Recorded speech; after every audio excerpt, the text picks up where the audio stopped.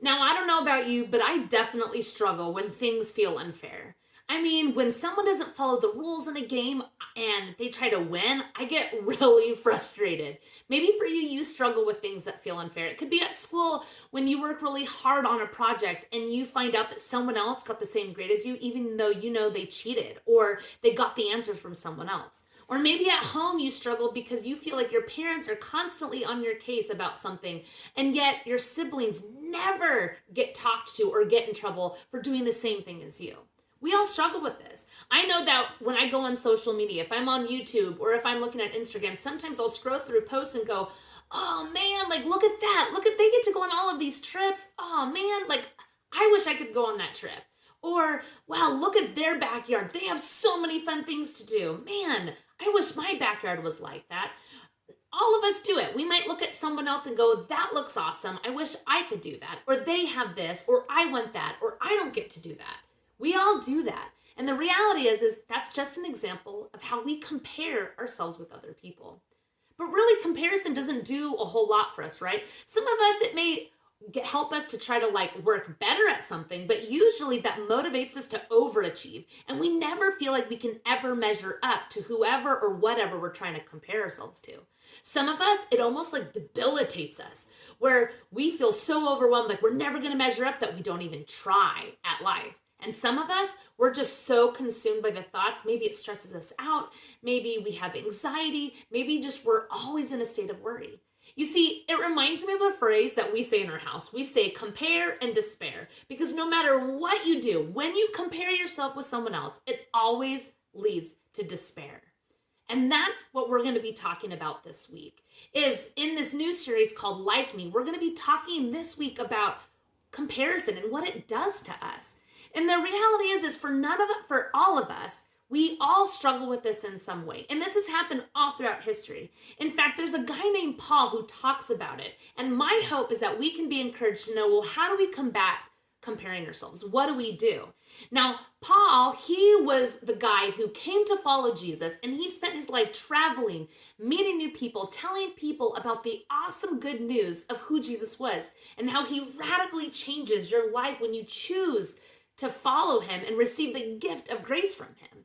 And he was going and traveling to all these different people. And when he couldn't be there, he would write letters, kind of like how we would email or send a Snapchat or message people on Instagram or message our friends in our live chat on digital distance learning, right? This is how they would connect with each other. But a lot of people did not always like what Paul had to say. He was very bold and he would challenge people alike.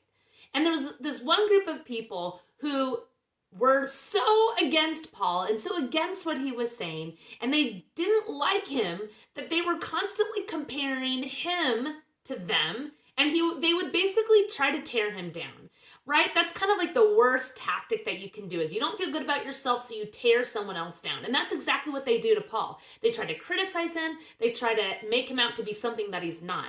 But I want you to listen to the words of Paul of how he sort of challenges the critics. This is what he says in 2 Corinthians chapter 10. This is in verse 12. He says this: "We do not dare to classify or compare ourselves with some who commend themselves when they measure themselves by themselves and compare themselves with themselves. They are not wise." In other words, Paul was being a little bit sarcastic. Like, you guys, why are they even comparing themselves against themselves? That is not a good measurement. Why would you compare yourself to other people? Why are they using themselves as a measurement? That's ridiculous. He says it's literally ignorant, it's stupid, it's unwise. And the same thing is true for us. We should not be comparing our worth and our value based on what someone else is posting, based on what someone else's life looks like. That's the bottom line for this week. But what do we do about it? How do we go about and deal with that? Well, there's a guy who wrote some things down in the Old Testament. His name is Solomon. And there's a truth that Paul even knew, because Paul would have known all of these scriptures. And I want to read it for you. This is what Solomon says in Proverbs 4:23. He says, "Above all else, guard your heart, for it is the wellspring of life." Or another way of saying it is, for everything you do flows from it. You see, the way to combat comparison, to deteriorate our worth and our value, and to constantly go into a state of frustration, is to guard our hearts. Our heart and our value is supposed to be focused on God, not on other people and what they're saying about us and how we're not measuring up. So we're supposed to guard our hearts. And these words are so wise for us because we need to pay attention to how we are responding to other things in our life. We need to guard our hearts when we're on social media, when we're playing around on YouTube, when we're hanging out with friends, especially if they're complaining about life and making us think, oh, we should be basing our lives on those same things too. Whatever your thing is, if you're having this sort of feeling where you're not feeling worthy or value, pay attention to what you're actually comparing your life to and what's stirring up those thoughts and feelings. In fact, when you're in that mode, I want you to think and ask these 3 questions yourself. First is, what things are fueling how you feel? The second one is, what do I do or what do I want to do because of how I'm feeling? Think about that.